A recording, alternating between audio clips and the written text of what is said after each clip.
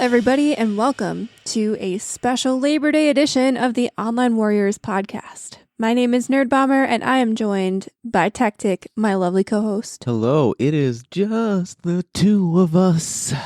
We can make it if we try. No, Illegal is out celebrating the holiday, so we are holding down the fort He's today. getting crunk. Guys, he's crunk. Full crunk. Crazy drunk. Is that how you celebrate Labor Day? In the U.S. at least. For those of you who don't know, Labor Day is a United States holiday where most people get off of work. Not everybody, but a lot of people get off of work. And it's kind of like the official goodbye to summer. But over here, it doesn't really feel like a goodbye to summer. It's still, very warm, very sunny. Warming. Yeah. Techtic, how do you like to celebrate your Labor Day? Interestingly enough, and I always find it absolutely hilarious. So, Labor Day is supposed to be taking a day from labor, but everybody literally does it for things around the house. That's where I put off mowing the lawn for this week, and that's just what always happens. It's hilarious to me too, because you always see these home improvement stores that are like, do your Labor Day right, do it with insert store name here, and it's just that you can't get away from the labor. Everyone's gotta. That's all I do. See, I feel like Labor Day itself, because it always falls on a Monday, that's not the day that you get together with people. So that's not really the day that we celebrate Labor Day, because we have to go to work the next day, and that's just not a good time. You can't get crazy when you have to wake up early the next day and go to work. Petition to move Labor Day to Friday. Okay. Let's do it. But I like to celebrate Saturday, Sunday, get some good picnic, barbecue action going, play some cool yard games, which is something that I'll talk to you guys about in our What Are You Up To? I've found a really cool new game. Although if you already know the game, it's not new to you, but it's new to me, and I think it's really cool. But I just like a standard barbecue, get together, enjoy the sunshine, have a good time, eat some burgers, hot dogs, veggie dogs, if that's what you're into, no judgment here. I like to also then swim. It's usually the last hurrah for our pool. We'll close it down usually next weekend, but this is the last weekend that we get to enjoy the pool. And luckily this year, the weather did cooperate with us. So. Yeah, she's a lot tougher than I am. I'm a big baby at this time of the year, so when the weather's too cold for me. So I'll float every now and then, but boy, is my big toe just barely skimming the surface of that water. No, I can float all day. Well, enough about Labor Day. We have a chock-full episode for you guys. We're going to be talking about a new game announcement trailer, or rather a re-announcement of a game. We're going to be talking about a few new gaming handheld devices, and we're also going to talk about the SAG-AFTRA strike potentially making its way into the gaming world. We'll start off with a reintroduction and a new trailer to a game that we've heard of before. We knew it's been in development since about 2020, or I believe that was the initial release date. It's been stuck in development hell for a while, but Vampire the Masquerade Bloodlines 2 got re-announced with a new trailer and a new studio at the helm. It's now being developed by the Chinese Room, a Sumo Digital studio, and it's supposedly now back on track. We'll see more gameplay in 2024, and they're hoping to release the game by the end of 2024 on consoles.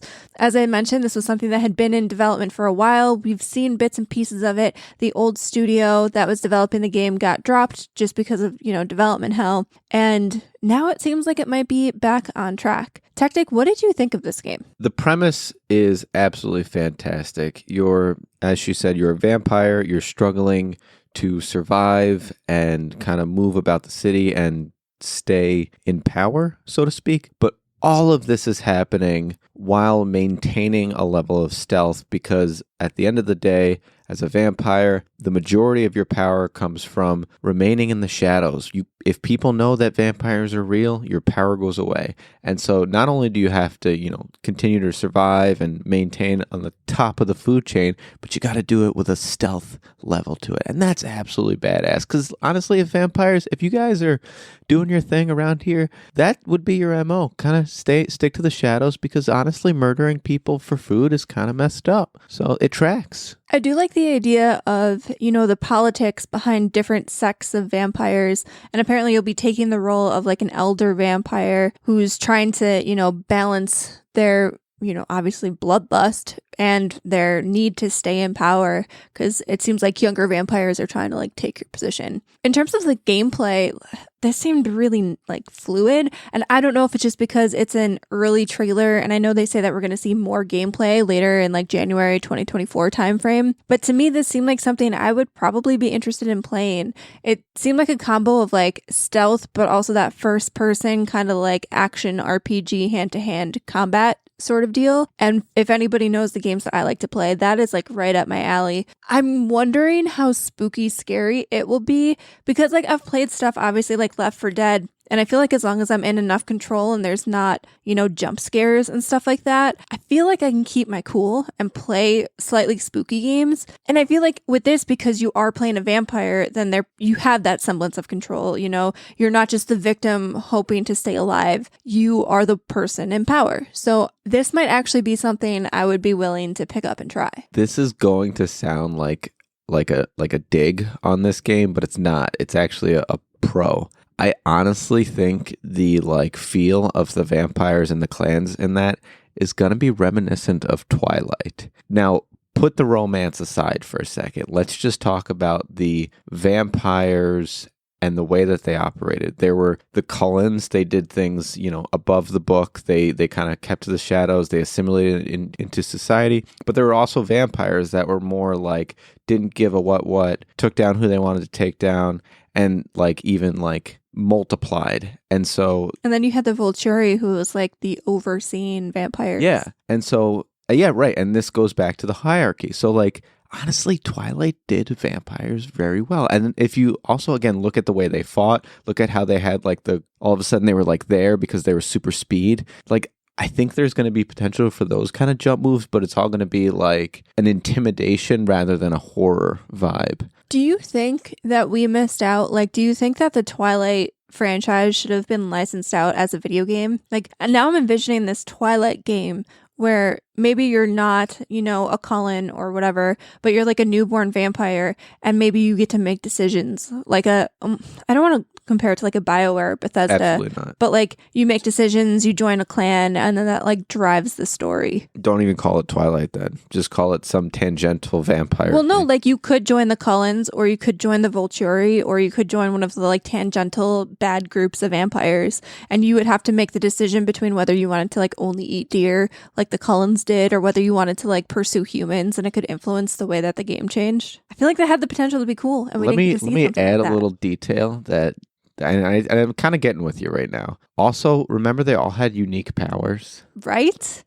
One of them can manipulate the elements. So okay. Like there was the potential for a cool video game there. And Stephanie Meyer, if you're just chilling at home and you want to resurrect the Twilight franchise, I mean, we know you're already doing it. You're making a reboot TV show? Maybe a reboot TV show video game tie-in, because I would probably play something like that, because, hey, no judgment, I like Twilight. And the character customization has to be important. You have to let them pick what their ability is and everything. Well, I mean, obviously, I feel like what it would be like, when you start Skyrim and you can like kind of pick your character's class and background and all that kind of stuff, like you could set it up that way. And then it's almost like the beginning of Skyrim where you wake up and you're kind of like, you don't know who you are or anything like that. And then from there, you get to like build your own story, develop your own powers, make your own alliances. I'm in. Just take my money. That said, if this game is even a iota like that, I will also be playing it. Now, are we worried at all about, developers changing hands here? Like, I feel like that doesn't bode well, though, for the overall, like, end product. But maybe I'm wrong. Like, because from what I've heard, they didn't completely reboot it. This new studio is coming in to, like, finish the job. And I just wonder how seamless of a transition that will be, how much of the original direction got thrown out, how, like, I don't know. I worry a little bit about the development hell that this went through. I don't.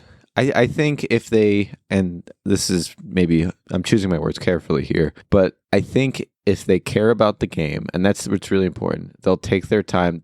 It might get delayed a little bit to try to kind of wash away some of the previous actions that were, maybe they didn't like things or they wanted a different direction, whatever. But I don't think it's going to make the game bad. I think worst case scenario, there's a little bit of a delay. But other than that, because at the end of the day, you have to consider the new developers. Now their name's tied to it. So they care about what the product is. They're not just going to make some Frankenstein's monster of the old and the new, smush them together and release it. Yeah, but sometimes it's not up to the developer. Like, the developers will come in and they want to fix the game. They want to make it as good as it can be, but the publisher is demanding certain deadlines. And at the end of the day, like, they have to make do with what they've got. That's more, I guess, what I'm worried about. But we'll see. And hopefully when we see more gameplay in January, we'll get a better sense for how the game looks. But right now I'm cautiously optimistic and also really want to pitch this Twilight game. Like, I think this could be legit, guys. Can we start a petition, maybe Kickstart? Techtic, you're building a video game. Make this happen.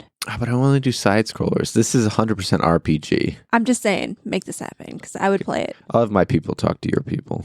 All right, so staying in the realm of video games, we're going to be talking about, I guess this entire episode is video games, but we're going to be talking about different devices that are going to be hitting the market that have been recently announced. So we're all familiar with the Steam Deck, I feel like, by this point. And, there have been a few other games like the Rogue Ally, but now we have two new handheld devices joining the market. The first is the Lenovo Legion Go, and this is a little bit more like the Switch in terms of its form factor, in that it's got a main tablet of a screen, and it obviously has controls on either side of the screen, but you can remove almost like the Switch, what is it called? The remote? Joy-Con. Thank you. It almost looks like that it has Joy-Cons on the edge, and you can take those off, you can dock it, it's got a little kickstand on the back of the screen, so you can play it with the detachable controllers while it's docked or on a table or whatnot, which lends itself to, co-op play, two-player play action. But one of the other interesting things about it was that supposedly you could put one of the controllers in a little dock thing and use it as a mouse in FPS mode, which would apparently help you mimic, the DPI of an actual mouse playing a first-person shooter. What are your thoughts on that one? Now, I know it's running Windows 11, so obviously you'd be able to, project the screen to any smart devices, but you actually read that there was a docking station? Well, not that there's a docking station, but that you can plug it in to a TV. But yeah, so even if you didn't want to plug it in, an added bonus is based on the fact that it is running Windows 11 that you could screen mirror to a smart TV, which shows that this is going to have options. And that is what is most exciting to me, is that it takes all the best parts about the Switch and even addressed the drift issues, because they're using Hall effect joysticks, guys. So no drift. So they've taken everything that was bad with the Switch and said, I see you, and implemented a change-a-roo in this. And that's awesome, because then on the other side of it, they took everything that was bad with the Steam Deck, which was you're stuck with the Steam Deck. You can't remove the controllers. You can't uncrane your neck, so to speak. See, so for me, as someone who owns the Steam Deck, I don't know if that's really an issue for me. If I'm going to play on my Steam Deck and dock it to a TV, and I'm using the word dock very liberally. I'm sure there's going to be third-party docks for the Lenovo Legion Go. There are third-party docks and even first-party docks now for the Steam Deck, but I would probably prefer to play on an actual Bluetooth controller like I would on my PC. And I guess, the portability aspect, you don't have to pack that then. If you're taking your Lenovo Legion Go, you can just use those controllers. But for me, I don't know how much use that would be in my house, because that's usually where I play my Steam Deck the most, is in my house. So I don't know if that's necessarily a big improvement for me and not a giant selling point. I will say, having Windows 11 as the operating system is definitely a huge boon, because I feel like Windows 11 is just a lot easier for gaming. And the Steam Deck, while it does a really good job of, being very flexible, there are a lot of workarounds necessary because it is running Linux. And so not every game is going to work flawlessly. And you do have to do a little bit extra work to make all of your games, all of the game launchers work with the Steam Deck. And that will be nice to get rid of, that necessity. However, and while the Lenovo device here seems like probably the first real competitor in my mind to the Steam Deck, because the Rogue Ally is very nice, but it's the same price as this Lenovo Legion Go. The price is still the biggest thing. I can get into the Steam Deck for $399, and when they have their summer sale or their Steam Deck anniversary sale, you can get into it much cheaper. And these devices are a few $100s more. And I don't know, that's just... I feel like at the price point, you can spend a few $100s more and get a really slamming desktop or laptop. That is my struggle with these. Yeah, I'm not sure if it was mentioned yet, but the the price for the Lenovo Legion is $699. So it is a bit steep. I will side with you there, but this is probably like a little behind the curtain for you listeners. My hands fall asleep and my neck starts to hurt. So I can't, like, if I lift my hands slightly above my heart, they just go numb completely.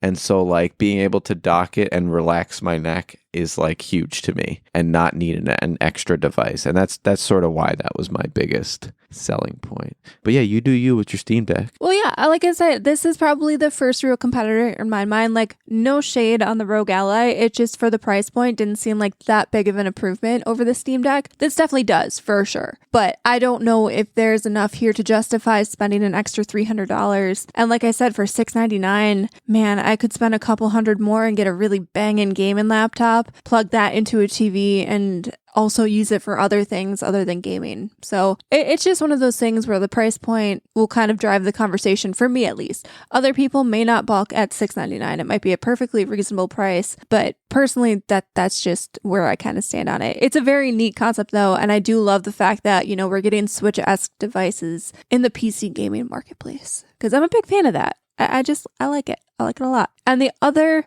handheld device that was announced along with its release date and the pricing was the PlayStation Portal. And this is launching November 15th. You can pre-order it now, and the price is $199.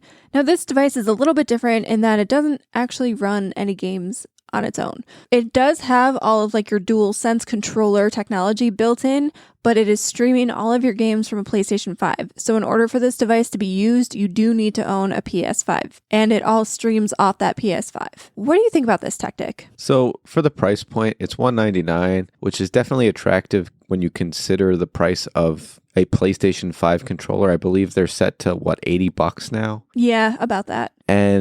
And so for an extra $100, you can have a portable system. So for me, if it was, I bought my PlayStation, I'm in the market for another controller, I could spend another $120 and get this device. That would be the only situation in where I would conceivably buy it. But as far as, you know, cloud gaming, the biggest cautionary tale to me would need to be the latency. If the latency is like seamless and I have this portable system, I can play all my PlayStation 5 games and have no issues, I'm okay with this. If I didn't have any other handheld systems that I didn't love and take on the go already, Game Boy, then absolutely I would buy this. This is something that's now obtainable for, you know, kids working a summer job.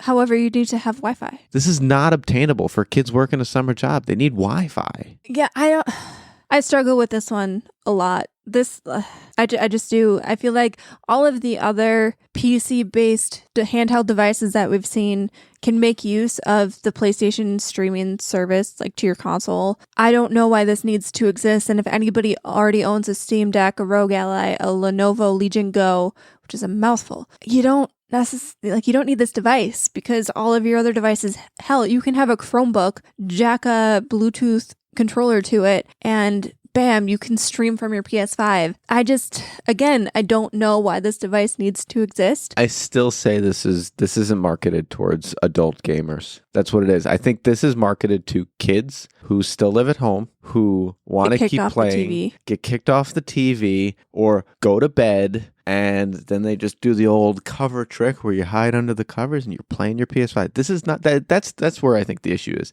This is a price point that's attainable for them with a summer job, and they can now play their PS5 under the covers, and their parents probably won't even know they have it. They'll just buy it on their own. I just think this is a missed opportunity. They could have resurrected the PS Vita or the PSP, given it an upgrade, basically made the games upgraded to be able to use a DualSense. And then you could actually like play games on the device without having to be connected to Wi-Fi, and your PS5 didn't need to be running at home. And then it could also double as your PS5 remote streaming device as well. But I think, you know, there's a big loss here not having some onboard game ability to this device. I just don't know why it's necessary. You are on fire with fantastic ideas. That's what this is really missing to engage us as we play games when we want to play games because we own our own house kind of situation. Yeah, I think they needed to make this like the PS Vita 2 or something like that. and just a missed opportunity. I'm eager to see, like, I never want to see anything fail, you know?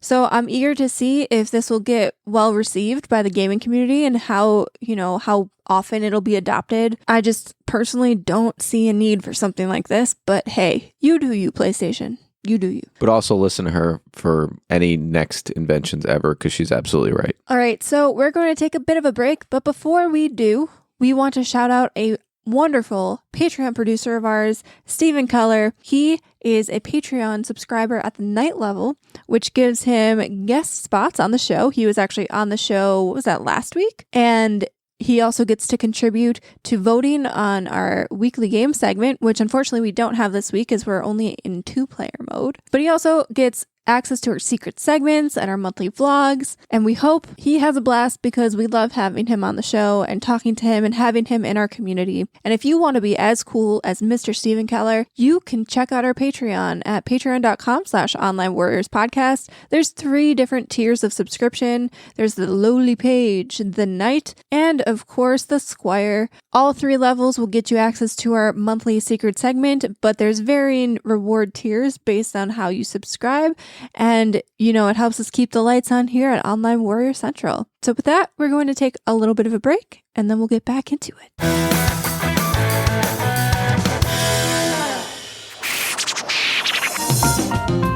I'm Ryan Fonzie. This is Cameron Hagee. My name is Tony Giggles. And we're 3 dudes who love The Legend of Zelda and love talking about The Legend of Zelda. And if you are a Zelda fan as much as we are, then come on down and listen to your heart's content.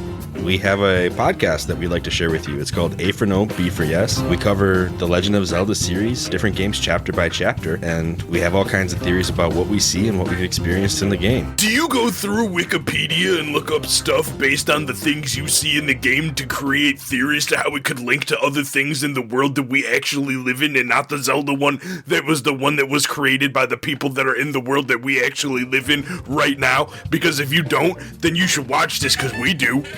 Did you guys get all that? If not, oh, you didn't. Okay. So we are A for No, B for... All right, I'll stop.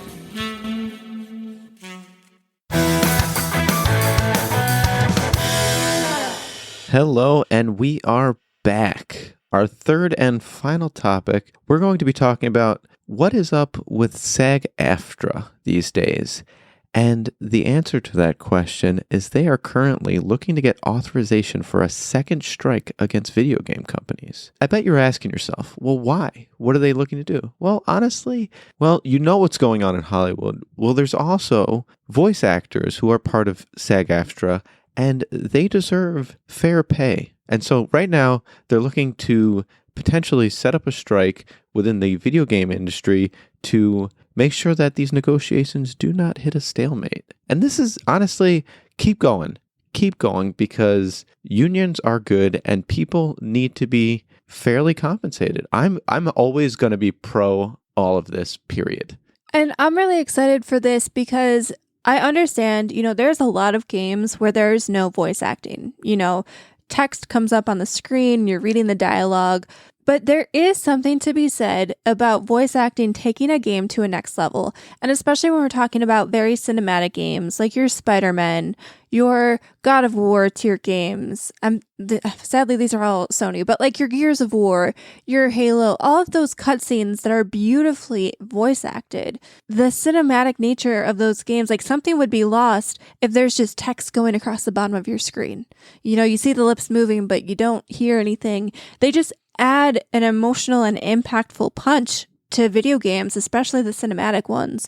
And so I think this is very important. And again, I understand there are a lot of video games where dialogue all happens in text, but especially as video games is becoming such a big industry and people who aren't traditional quote unquote gamers are starting to dip their toes into the world of gaming. I think that, you know, these very cinematic games that tell soulful, heartful stories need voice acting, and our voice actors need to be compensated for the beautiful work that they're doing. And it even goes further beyond just fair compensation. It's also for protection against artificial intelligence.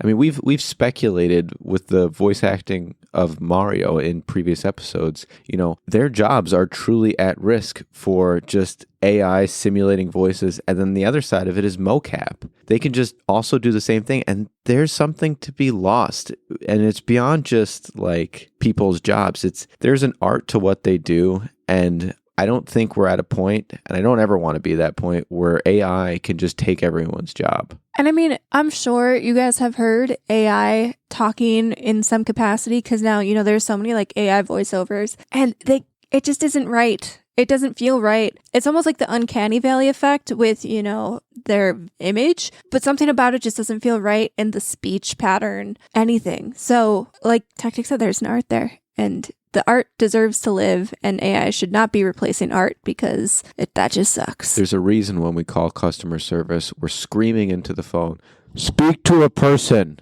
And it still says, I don't understand you. Yep. So we're all for this. I don't know if there's super much to be said about this, but just a heads up that another strike might be incoming, and we would fully support it if negotiations can't be resolved prior to a strike. With that, we're going to move into our What Are You Up To Wednesday segment. Techtic, why don't you go first? What have you been up to in this past week? So one of the things that I've been up to and I've been really excited for, like I literally, and I apologize if I'm stealing yours, but I literally have stopped mowing to talk to you about my murder mystery theories. I have. And it's to the point where Nerdbomber keeps going, let's just finish watching the shows and seeing all of the different sides of the story. I love this show. This is so... The After Party. Yes. I love the show, The After Party. I just call it the murder mystery because it is our murder mystery. But it is so good. So they have another season out, and there's a new murder, and it's the same quips, one-liners, fun banter, but also murder that we saw in the first season with a new murder.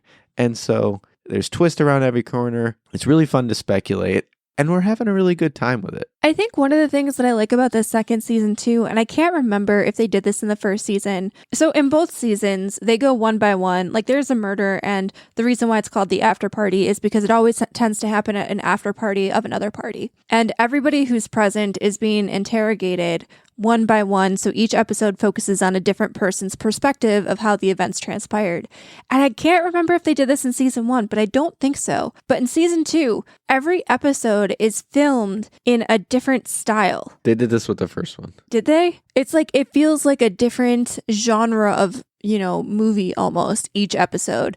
And it's just really enthralling and a really interesting way. Remember one episode was even animated in season 1? Was it? I can't remember. That was so long ago. Either way then, both seasons, fantastic. I really think it's very original. It's an interesting look at all of the different, cinematic styles throughout history, how people kind of perceive their own, main character experience, if you will. I just really like it, man. By the way, I think my main character story is very brooding and dark. You think? Yeah. Interesting. Yeah, I see myself as a Batman-like character. Huh, good to know. Good to know. Is there anything else that you've been up to? Feel free to pass the baton if not. The one other thing is, guys, stay strong. It's allergy season, end of the season. Ragweed punches me in the face.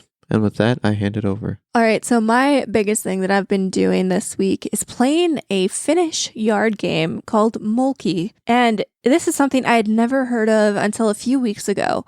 And the first time I played it, I immediately had to run out and buy it. So this is like kind of a cross between cornhole and bowling, I would say. So essentially you have a bunch of Skittles, which is what they call the pins, and they range in value from 1 to 12, and you set them up in a specific order. And then you have this big, like really big diameter wooden dowel that you throw from about 10 feet away at the cluster of pins. And if you knock one pin over, you get the value of that pin. So say you knocked over the 6 pin, you would add 6 to your score. But if you knock over more than one pin, then you add the quantity of pins that you've knocked over to your score. So say you knocked over the 6 and the 10, you would only add 2 to your score because you knocked over 2 pins. And you basically keep going like round robin style, take turns throwing at pins. And one of the cool things is too, you re-rack the pin where it falls. So it starts everything is clustered, but then eventually the pins start moving farther and farther away from each other. So there's strategy in whether you want to aim for a cluster and go for quantity, or if like the 12 pins hanging out in space, if you think you have good enough aim, you want to just go for it and try to get 12. But be careful, because if you don't hit any pins 3 times in a row, you're out of the game. And so the goal of the game is to be the first person to get to 50.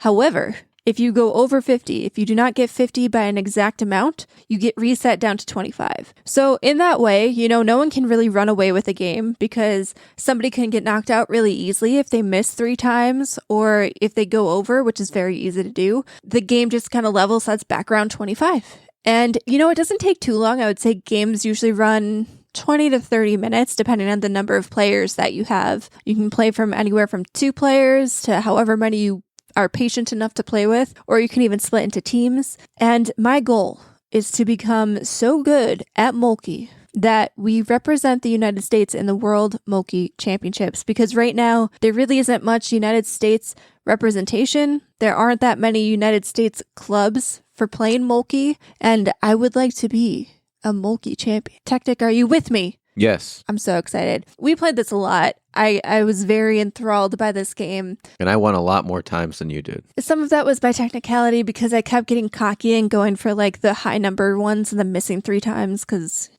that's how it do out here. But I don't know, it was a lot of fun. You can easily make your own if you didn't want to shell out the $30 to $50 that you can spend on a set. But you can find this on like Amazon, even Kohl's had it. It's out there in the world. I fully recommend, if you're a fan of yard games or tailgating or anything like that, add Molkky to your rotation, because it is a great time. All right, so with that, we're going to go get back to our Labor Day festivities. Sorry that we have a bit of a truncated episode this week and we don't have trivia, but next week Illegal will be back with us and we will have a full episode for you. And he always wax poetic about triangles, so you can guarantee that'll happen.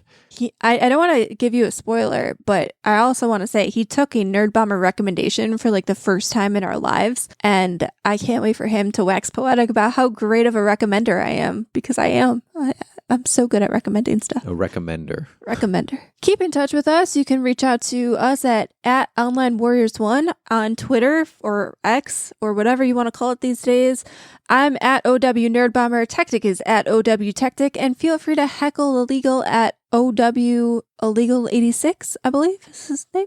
Heckle him because he missed the episode. And we hope you guys have a wonderful week. And stay safe and keep on podcasting.